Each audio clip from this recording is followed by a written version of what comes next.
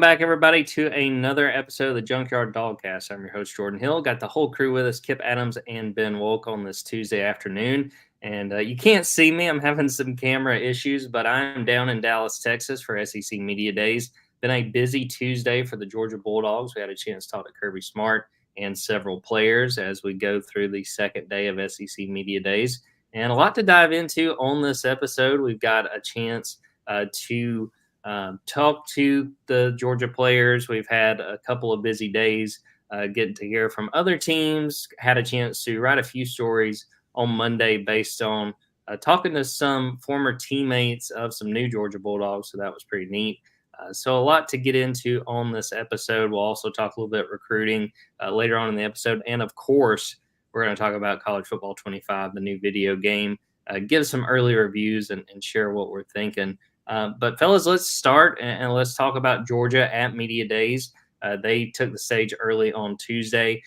We on the local beat had a chance to sit down beforehand before they go to the big room, talk to Kirby Smart, talk to the players, Carson Beck, Malachi Starks, and Michael Williams. And I want to start off, the big topic in the lead up to Media Days for Georgia has been about some of the driving incidents. And, I haven't seen a ton of reaction from folks because it didn't come up that I heard with Kirby in the big room. But Kirby talked at length about it when he was talking to the local media, talked about Georgia's approach, the education, what they provide for the players, the things they've done. He talked about suspensions coming out of some of the recent incidents, did not say who specifically will be suspended. He did mention that David Daniel Sisavon has been dismissed. Did not say that was necessarily related to any driving incident, but he was involved in one at one point. So I thought that, handling the situation and how they talked about it was really interesting. Kirby gave some good intel. I thought what was really, really interesting specifically was talking about the collective and how the collective has handed out fines for players that have found themselves in these situations. And I believe Kirby said that's been going on for pretty much over a year. So, I get, a lot of what we've talked about and a lot of the discussion around Georgia going into Media Days was about what's been going on and if Georgia's doing enough. And again, Georgia still has to take care of this. But Ben, what did you think of, what they shared on that front and sort of, a little bit more transparency, I thought, on how Georgia has handled this situation and how they want to try to curtail this going forward? Well, I think it's reached the point that I think Kirby felt like he needed to at least come out and acknowledge that they are going to great lengths to try and educate the team on how they need to improve on this specific issue that they're running into. And so I was interested to see how he was going to respond. You would be able to say better, Jordan, than I would what the players were saying about it. But I think the big thing for him was, to make a statement that he feels like Georgia does need to improve in this area in a significant way, and that suspensions or dismissals or, a variety of different repercussions need to come from this. They've brought in a lot of people. I'm sure that the frustration is really boiled over on this specific topic, and the fact that he's still having to answer these types of questions a year later when it was such a common conversation at SEC Media Days last year, I'm sure is, really, really frustrating. And I think it keeps going back to, I truly believe that they're doing the things that they need to do to send the message, and the message is just not being received. And one thing that he did talk about today, and I think it was with local reporters, Jordan, so correct me if I'm wrong, but he basically was saying, like, we need our team leaders to almost step up and have an important voice in this, because clearly my voice is not getting through to them the way that theirs would. Again, that I might have been taking some liberties with what he said specifically, but more or less that they're doing everything that they can. They know that they're going to have to keep answering this question, and until there is a track record of solving it, they're not going to be stopped asking these questions anytime soon. And so, it was obvious that this was going to be the primary topic for Georgia. And I'm sure that is one of the biggest headaches that Kirby Smart's dealing with, that he goes to SEC Media Days and they're talking about anything other than football. Definitely. And with Kirby, especially when we were sitting with the local media talking to him, he brought up that there are going to be kids that get in trouble every year. That's what always happens. But to try to take care of that, he talked about educating players and making sure that they grow up and get through those situations. I thought that was smart. And Ben mentioning the players, several of them were asked about the situations. Talked to Malachi Starks about it. He brought up some of the education that Georgia has had, the people they brought in, speakers. He talked about Dante Stallworth, and I think this might have been a little bit since Dante has come and spoke to Georgia. But he was a former NFL receiver and hit a pedestrian while he was drunk and wound up doing jail time over it. Having someone speak that has put themselves in a really bad situation and was in an accident that cost somebody their life. So you had that, and then Carson talking about it. It was brought up to Carson. The question was that, hey, you like fast cars, and Carson sort of set the record straight and was like, let's just make this clear. I like cars. And he's like, yeah, and my Lamborghini goes fast, but I don't drive like an idiot. And, he made the point too, though. He said, we're kind of joking about this, but this is really serious. And, Carson talked about the accident that cost the lives of Devin Willock and Chandler LaCroix both. And he talked about he had a friend when he was growing up that died in an accident, and, that it was really serious. That, one, I thought it was a fair point Carson made that, so many people on the team are making the right decisions and not doing things like this, but that there are guys who are making bad choices, and it's, put the program under a microscope that, none of them want. But, I thought the team leaders that were here in Dallas, I thought they handled the situation the right way. Again, none of these guys, to my knowledge, have had any driving related incidents, especially since they've been in Athens. But it was something that, I thought they were well prepared to talk about, and I thought that they handled it well. Kipp, has anything stood out to you just from that part of the conversation when it comes to these driving related incidents? What Kirby had to say, what the players had to say, just what they shared on that front? It's a widespread issue, and it's a very, very complicated issue. I mean, the basis of this is, all cars are fast compared to walking. And so just the fact that, they have access to cars, and they're in college, and they have access to basically everything you can want. And now they're as close as you can be to professional athletes. You look to the NFL right now, they're dealing with this problem as well. You have Rashee Rice, you have what happened with Henry Ruggs. You have Jordan Addison just getting a DUI. The tragedy of Kyrie Jackson just passing away because of a drunk driver as well. It is a widespread issue. It's just the focus is going to be at Georgia because of the public, arrests and citations that they've had. And I just think it's a really complex problem, and it's probably a little bit more complicated than Kirby Smart can just solve. And he's basically made it that apparent. He's like, if you guys know the exact answer to figure all this out, let me know, because we bring this up all the time. So at the end of the day, it comes down to personal decisions, decision making. And also, there's some team leadership right now. You gotta, for Georgia, for Kirby Smart and his coaching staff, all you can do is continue to give them the message, the education, and try to put them in the best situation possible. At some point, the actual team leaders and the players themselves just have to be responsible as possible and make good decisions. Right now, is there a problem at Georgia with decision making overall? That's just such a layered question. I just think that right now, there's been a lot of very public events that have happened, and obviously, the biggest tragedy possible is what kind of brought the most attention to Georgia, with the death, of multiple people in that program with Devin Willock and the staff member as well. So I just think overall at Georgia, they have the bullseye on them right now. They have that. Everyone is kind of looking at them and saying, fix a problem that has existed everywhere for a long time. And I just think that's a little bit too much to ask of Kirby Smart. But again, he's in the position he's in for a reason. And he is a leader of the, most respected football program in the country right now. So he's got extra responsibility to try to solve an issue that every program and just everywhere in the country deals with on a daily and weekly basis. I wanted to share some of what else we heard from Kirby in the local media meeting. Injury updates. Branson Robinson said he looks really good. Don't know if he's quite 100%, coming off of that injury from fall camp last year, but things are going in the right direction. Malachi Starks, who missed spring, it was a little bit non-contact toward the end. Sounds like things are going well as he's recovering from that labrum repair. Ty Ingram Dawkins is a guy that's been battling to come back, foot injury. Sounded like he thought that Ty would be ready to go by fall camp. Some of the other guys, Smile Munden, working to get back.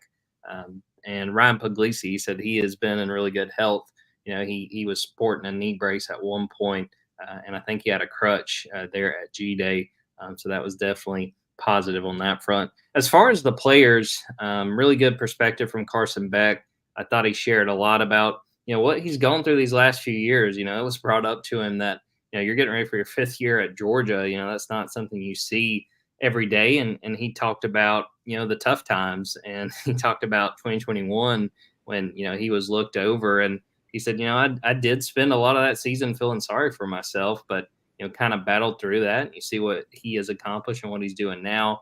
Looking forward to in the next few days writing a story about Ben Urasek. I think he's one of the transfers we got a lot of questions about because he was not there for spring ball. I thought Carson gave really good perspective on him, and so did Kirby. Michael Williams talked to him a bit about how much better he's feeling. I think we kind of lose sight of the fact that, he was banged up during fall camp last year, and it was kind of limiting what he could do going into a season. And, Kirby talked about what a disadvantage that set Michael up for going into his sophomore year, and he was kind of playing catch up. So talked to Michael about that, and he gave some good stuff there.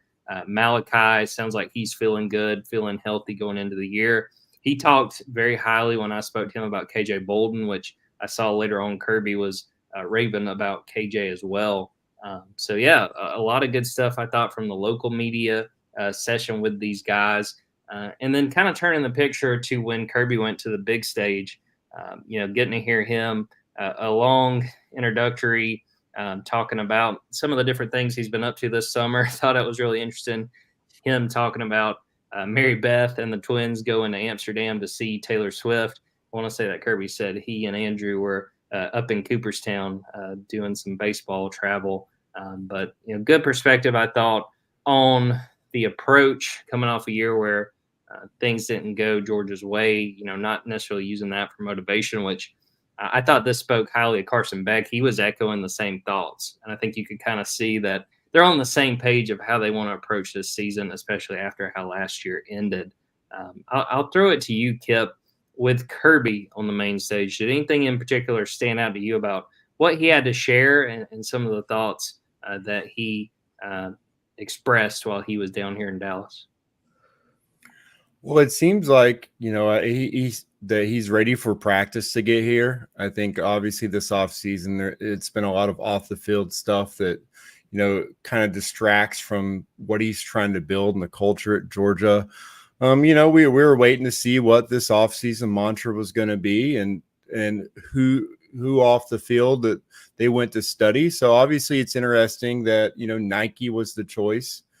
And assume nothing, I guess, is the off-season mantra right now. And he was able to crack a joke to Dan Lanning about wishing he can get some of that NIL money. That's obviously an interesting aspect, but then also just going back to the NIL aspect, and then being asked how you manage NIL when recruiting a prospect. I think he gave good insight there, just talking about not all the recruits have that as their focus. And we've kind of always said that we don't think Georgia recruits players who put NIL first.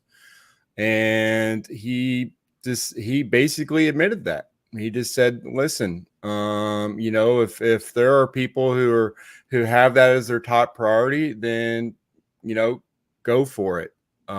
Because he wants the recruits to have that chance to improve their situation, or sometimes it's helping their families. But I think right there, what we've tried to say is that if a recruit has NIL first and foremost, and he wants, that instant gratification, the Kirby Smart's probably not going to recruit you all the way to the finish line. And so I think, again, it's just a unique perspective. And, he's always been the head coach so far that's adapted with every single change. And so we are going to see, if everything stays the same, which I guess I shouldn't assume that, but how well that aspect works in recruiting overall as you start seeing, maybe 5 stars are going to be spread out as far as where they ultimately land. Will Kirby Smart keep that same recruiting aspect, or, will he continue to have the success he's having right now and has had the last couple of years since NIL started? Ben, what about you? What struck you the most about what Kirby had to say when he got to the main stage? Well, I wanted to start where Kipp started. Did we talk about this on the last podcast, that we were talking about who we thought Kirby was going to be studying? And Kipp, you brought up Nike. Do I remember this correctly? I don't remember yesterday. I know that I mentioned that he had talked about Nike back in the spring. So, I mean, but because we were talking about it was an opportunity for him to, take some shots at Dan Lanning. I was going to say, I felt like I was having deja vu when I was watching him talk about this, because I didn't think when we were talking about this that we were talking about it seriously. And then all of a sudden it turns out he's up there talking about his study at Nike. He's talking about assuming nothing. He's talking about Dan Lanning having a treasure chest of NIL to operate with. And so credit to us, first and foremost. That was my biggest takeaway from Kirby at the podium. My second takeaway, and this just shows you probably how unimportant I feel like the big podium can often be at SEC Media Days, my big takeaway was he was asked a question about Texas coming into the SEC. And I'm sure that everybody was asked a million questions about Texas today. I'm sure that you were having to roll your eyes all day long, Jordan. But he was basically asked, how do you view that game? How do you view Texas? Whatever. I don't remember exactly what the question was, but his answer, and I think he even said, please understand this. And it almost felt like he was giving a message to Texas and Oklahoma and say, don't think that because y'all are coming into the SEC that we're thinking of anything any differently. Every week in the SEC is a pain in the ass. And I think that his message that he was trying to get across was hey, Texas, don't think that just because you're coming in the league and you were in the national championship last year that you should be overlooking Mississippi State or Missouri or whoever else it is that you're looking at as you're thinking about Georgia or Alabama. And so I don't know. I just found that his tone changed when he was asked about Texas, and his please understand this really resonated with me. But other than that, I mean, I wouldn't say there were any, massive takeaways that I would have from the big podium. I think that the good stuff probably came from you and the rest of the local guys. There was one other quote that I liked. The physical, when he was asked about the expanded schedule and whether he was going to change the physicality of his practices, and he basically said that that's why he practices that hard, because of the SEC schedule, and also that's why younger players are more important now than ever, because when you get later in the season and injuries become an issue, that it's just going to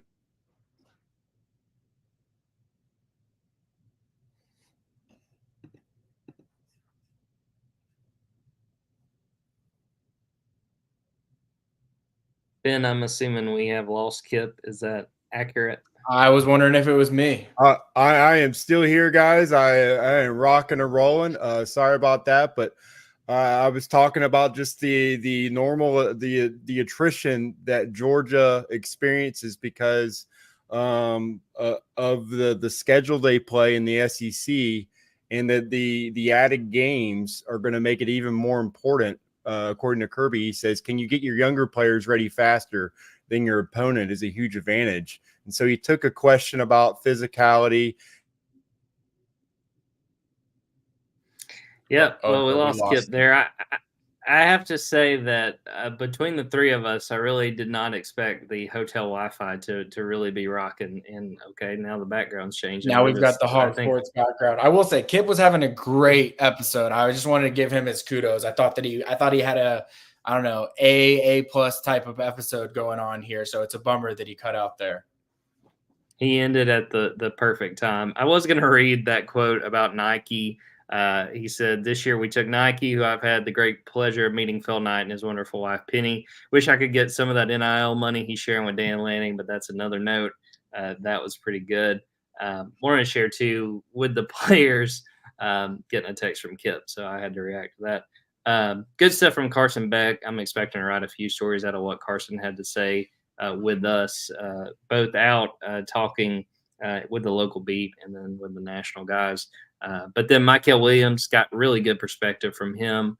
Malachi Starks gave me some good stuff on some of these younger guys in the secondary. And, basically, hey, you were thrown out to the Wolves as a freshman, playing in your first game. What advice do you have to those guys? So I thought that was really good too. And yeah, I mean, looking at everything Kirby had to share, nothing too crazy. And it's one of those things I feel like every year, Ben, we go in SEC media days, you might have some expectations or thoughts, but a lot of the times, it's sort of the same talking points. It's sort of the same old. There's some good stuff, and we're going to write about quite a bit of what happened. But a lot of it's just, looking forward to the new year and getting ready to see these guys back on the practice field again. Did you see any fun interactions with Kirby and Nick Saban? I saw some of the comments that he was making, and he obviously gave him his flowers and thanks for his help in his career when he was back there. And I saw some of the reactions to that, but were there any other good Kirby, Nick Saban notes from the day? I didn't get to see a ton. I did watch Nick watch Kirby start talking about him. And like Nick was turned at the podium, the SEC Network podium on the side of the main room. And so, you could tell Nick was paying attention to what Kirby had to share. And I think they had met up a little bit later. I wasn't around for that. I think I was working on some stories, but no, definitely interesting just in general. And I'll be really fascinated when Alabama goes, because I'm sure Nick's going to be back there and I'm sure he's going to be listening. And I did find it interesting too that, Nick did not pick Alabama to play in this SEC title game this year. He picked Georgia and Texas. And I'm sure that's not sitting well with some folks, but I do give Nick Saban credit because he's put on that analyst hat and he's calling it like he sees it. And that's the game I have as well. I think it'll be the Bulldogs and the Longhorns playing in Atlanta by the time we get to December. He's giving Texas and Georgia the rat poison is what he's doing. If I had $1 for every time I've heard someone ask about rat poison, I'd be sitting pretty out here in Dallas.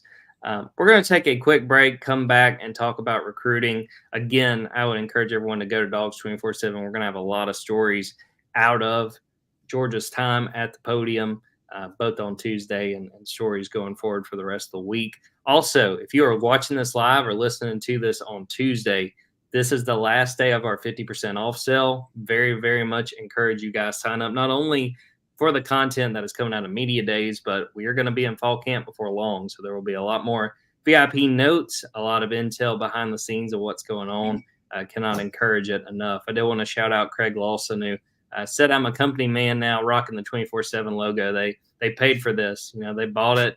They wanted it out there, and I had to run with it. So there's no doubt that I had little choice on that one. But we'll take a quick break, come back, and talk about some good recruiting news for Georgia and the Bulldogs adding another defensive back to their 2025 class.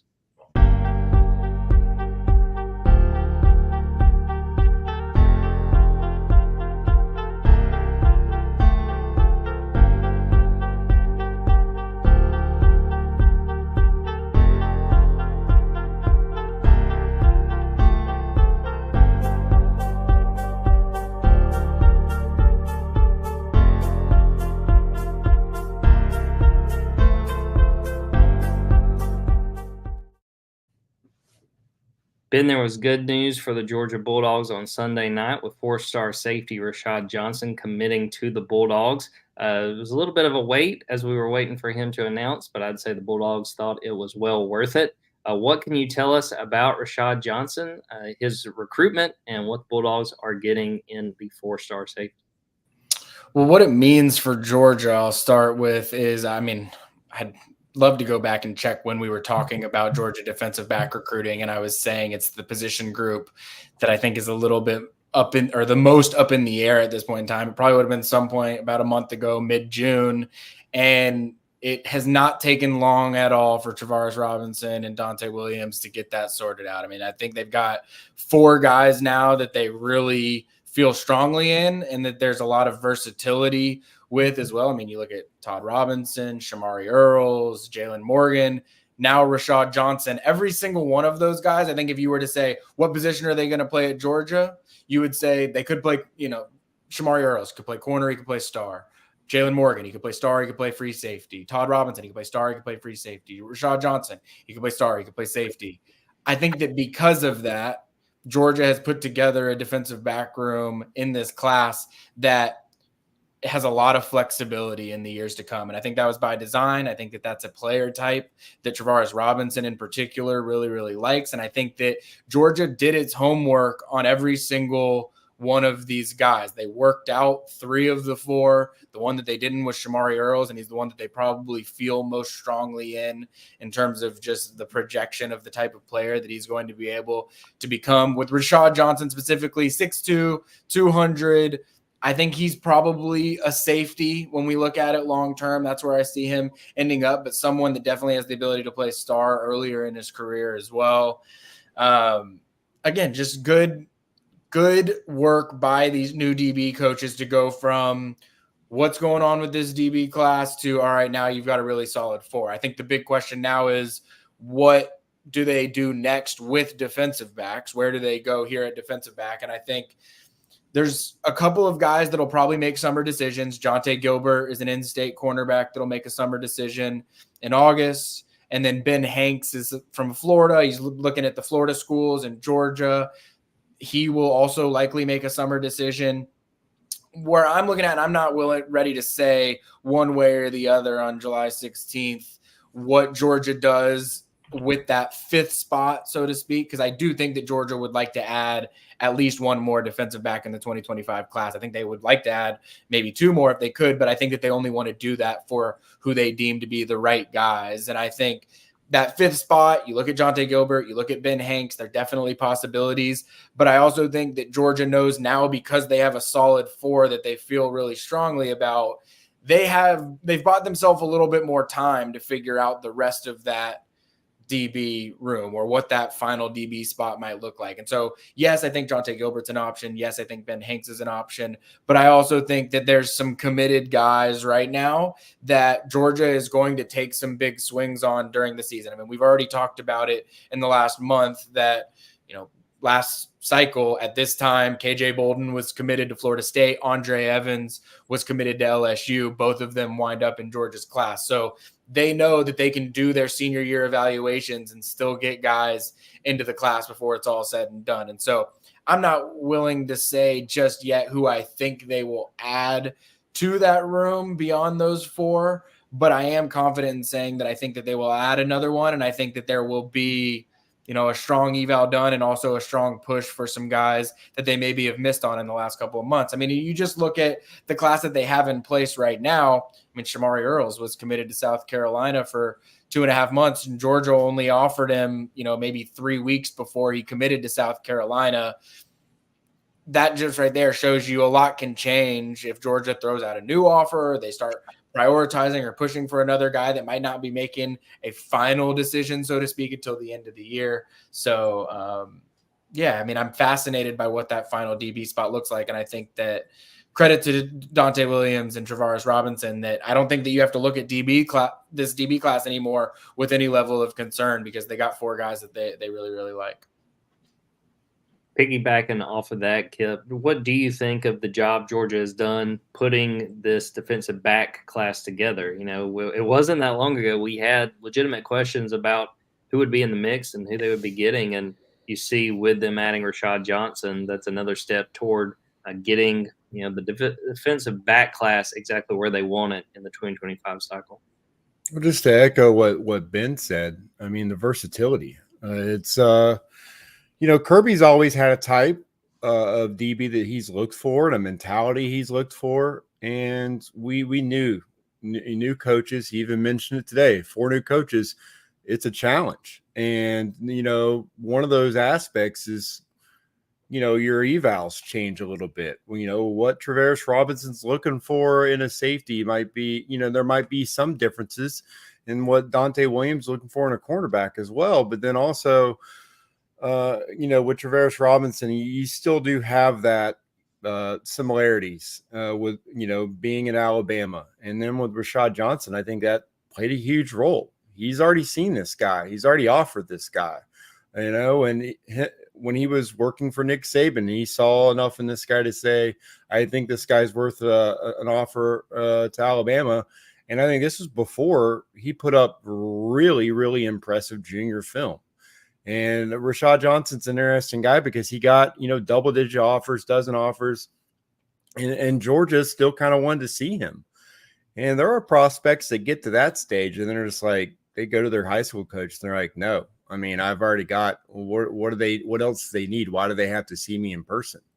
And I think it kind of goes to this DB class as a whole, that these are the kind of guys that were willing to go and work out and showcase what they can do in front of this coaching staff to get that offer. One, because they respect the DB coaches in Athens that much, but 2, also, those are the kind of guys that Kirby Smart wants, a guy that's like, not worried about what offers he already has, is willing to come work out, is focused on the right things. And you got to love just the physical makeup of this group. These are guys that are all, not afraid to mix it up, but also have great ball skills. And specifically with Rashad Johnson, he kind of reminds me of Chris Smith in the way that he had, his instincts, his ability to fly to the football, his ball skills. But unlike Chris Smith, he's built closer to Lewis Cine at the same stage. So if you can get kind of that hybrid of Lewis Cine build and length with Chris Smith's instincts and playmaking abilities, not that Lewis Cine didn't have that too, but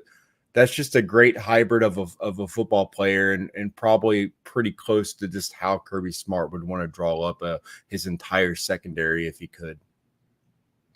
Georgia's up to 20 commits in the 2025 cycle. And Ben, we were talking about this before we started recording. Some big dates coming up, some more big-time targets for the Bulldogs getting ready to announce where they will be going.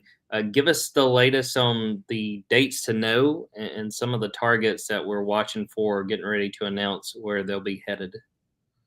Well, really, yeah, this upcoming Saturday, July 20th, I would say is the big date to know for a bunch of different guys. And so there's 4 players that Georgia is still recruiting. I don't think they're going to get all of these guys, but that I think everyone should want to keep an eye on, at least on Saturday.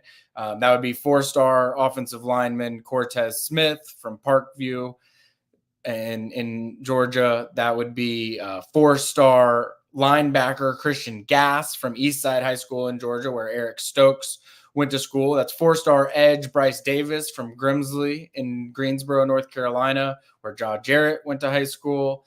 And then it would be 4-star or 5-star, I think now, wide receiver Derek Meadows from Las Vegas. I think he's at Bishop Gorman, if I'm not mistaken.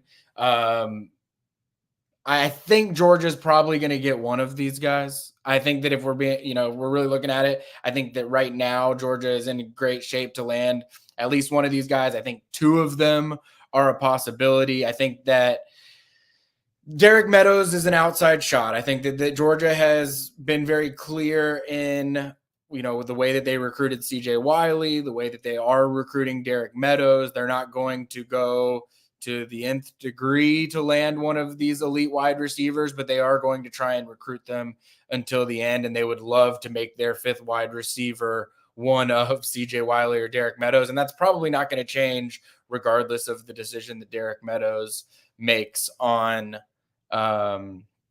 Saturday. Bryce Davis is one that's been a Georgia lean for a really, really long time. Like, he's someone that I think that has been in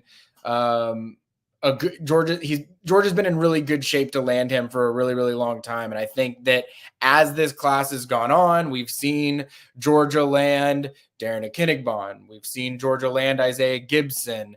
The numbers, they don't always make sense for everyone. And I don't think this is a Georgia decision. I was asked about this on the board earlier. It might have even been in here earlier. Was it a Georgia decision or was it a Bryce Davis decision? I think it's more nuanced than that. I think that when Georgia brings in two really big time edge rushers that they had high on their board, the idea of bringing in a third is not always going to be as appealing for Georgia. It's not going to be as appealing for Bryce Davis. When Bryce Davis is weighing all of his various options, where does he feel like a priority at this late in the cycle, given the fact that Georgia has taken a couple of other guys? And does he feel that, does he feel that the message he's getting from Georgia lines up with what he would expect when he actually gets there? I think that there's a lot of factors that play into all of these decisions, but I definitely think that Clemson has made a surge there. But that's one that it would be either Clemson or Georgia, I truly believe, for Bryce Davis. And so I would at least keep an eye on it. The other two are the ones that I think Georgia probably has the better shot to land. Cortez Smith has been, my crystal ball has been on Cortez Smith for a really long time. So I don't need to, update really much on how I feel about that one. Christian Gass is probably the recruitment that I would find the most interesting in terms of how this could shake out for Georgia over the next 72 hours or so.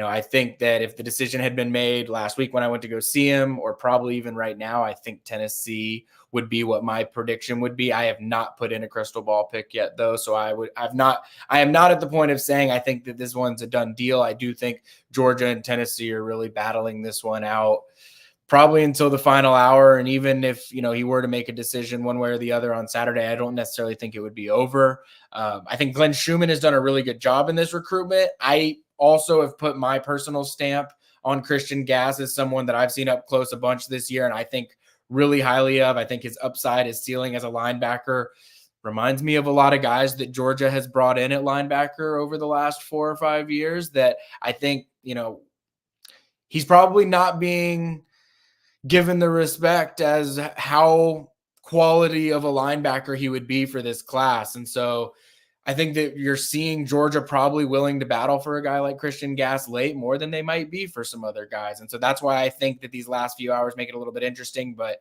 if I were to, put in a pick while we're recording this, I would say probably Tennessee, but I'm not at the point of being confident one way or the other yet. You can make sure and keep up with all of Ben's crystal ball picks and all the intel, especially like we said, coming up these next few days over on Dogs 24/7. And as I mentioned earlier in this podcast, still have a 50% off sale going on through midnight on Tuesday. So make sure and take advantage of that. Well, guys, let's get to one of the more important topics. The topic that has taken over all of social media the last few days, the release of College Football 25. Hey, shout out Palmer Toms from Dogs HQ. He brought his Xbox down to Dallas, so I've had a chance to play this game a couple times at this point. Really excited, really fun. And Kipp, I know you have as well. I'll start with you, Kipp. What are your thoughts on the game so far? And more importantly, what's it look like for you? Are you finding success in this new game? What kind of learning curve have you had so far? First off, I'm pretty sure that you guys lost me on the pod because my internet was trying to take a break from playing NCAA overnight. But my first impression of the game would be you really, really, really have to lock in when you're the away team and you're trying to make a field goal or a kick in this game. I think if it's as close to a true experience being a college kicker as possible when you see that meter just swinging back and forth and you're just blindly picking what spot it's going to stop on. Honestly, it's the home advantage in this game is OP. It's completely overpowered. It's probably something that'll probably have to be adjusted, but it's also just incredible that they're able to impact the game the way they are for the home team. I think also, the early bugs are still kind of interesting. Like, every single player is a freshman from Alabama when you see the info on the screen. But overall, my impression was that I've got a lot of work to do. The switch stick helps a little bit, but the game, there's just so much that you can change. Pre-snap, line of scrimmage, after the ball snapped. Really impressed by what they did with that. Georgia's playbook. I think if you're a Madden player, and you just want the Madden experience, and Kirby Smart will probably brag about this, but it's a pro style playbook in every sense. I mean, it's just a direct translation from playing Madden. There's a lot of gun. There's a little bit of spread mixed in, but the concepts offensively for Georgia are as pro style as it gets. So you won't be, you're not going to be running, the San Jose State, run and shoot, or if you want the air raid, you're not going to be able to implement that or the option or anything like that. You're not being able to change playbooks and head to head, is something that's, fans are probably going to be pretty opinionated on one way or the other, because obviously you want to get in and you just want to run completely different offenses than the team, than what you're normally watching. And I think that all fans love to do that, but it's you're not gonna be able to do that with Georgia's playbook specifically. You're going out there, and again, it's just completely pro concepts, which again, Kirby will tell you that's accurate. And that's one of the even Nick Saban on SEC Network today was just talking about how Kirby Smart's program, just like what he tried to build, is developing players for the next level. And I think that's what you're going to see when you're playing this video game. So it's outstanding to see. I felt great just getting the 6 hours of sleep that I got on day one. For everyone out there, the caffeine sales or energy drinks are probably going to be through the roof for the next couple of weeks, but it's outstanding to dig in there. Haven't even gotten to the dynasty or anything. Just been doing, road to the college football playoff, which is the head to head on there. And it's been highly competitive so far. You talked about some of the glitches earlier. We were playing Texas and Oregon, and UCF's mascot was on the sideline. So there's still some stuff that they are working out. Ben, have you had a chance to play yet? And if so, what are your initial thoughts? Oh, yeah, I did. I told you all the last time I got my new Xbox when I learned that I needed the new version of the Xbox. I set it up probably like 30 minutes before the game came out. Purchased the game. It installed, I think, like by 4:01 Eastern, like right when it was about. So I went install straight into clicking into it. It was glorious. I haven't probably gotten into the weeds of the game the way that I need to be able to actually speak about it on a podcast segment. But I've enjoyed. I dabbled around with, I went and checked out Georgia. Shout out, by the way, Will Snellings and Sokovie White.